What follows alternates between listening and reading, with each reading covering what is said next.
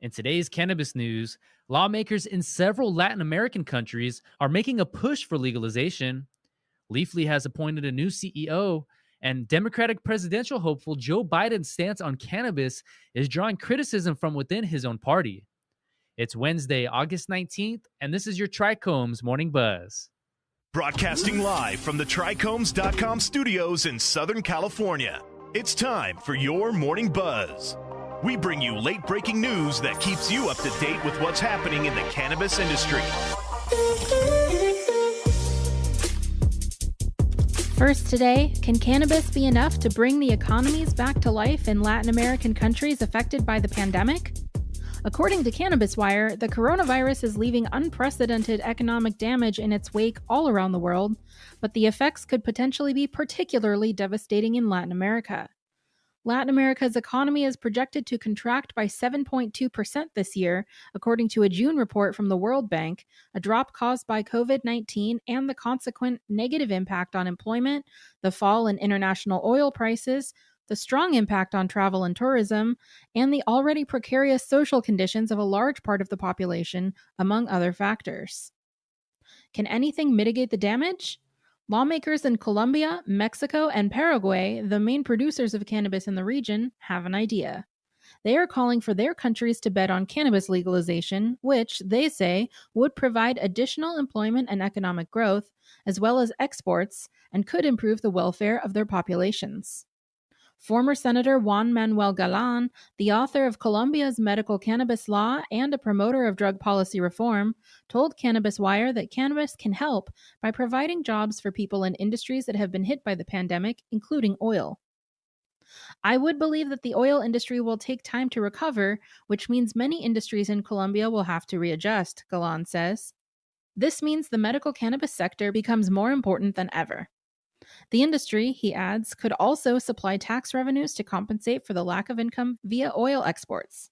Experts agree that it will be interesting to see how much of an impact cannabis will have. What do you think? Leave a comment on this story on trichomes.com. Next, cannabis information website Leafly has appointed a new CEO. According to MJ Biz Daily, the cannabis news site, Dispensary Finder, and information resource Leafly appointed a new CEO to replace its current chief, Tim Leslie, who spent less than a year and a half in the position. Leafly General Counsel Yoko Miyashita will assume the CEO post effective Tuesday, according to a news release. Leslie's time as CEO was marked by multiple rounds of layoffs, 91 in March and 54 in January, and a walkback of its international operations when the company closed its Germany headquarters in February. But under Leslie, the Seattle-based company launched a delivery service in April, an expansion to its online ordering service, which is available at roughly 2,200 cannabis shops in the U.S.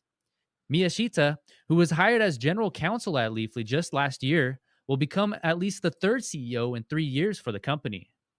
And last up today, a Democratic congressman is calling Biden's cannabis decriminalization plan meaningless.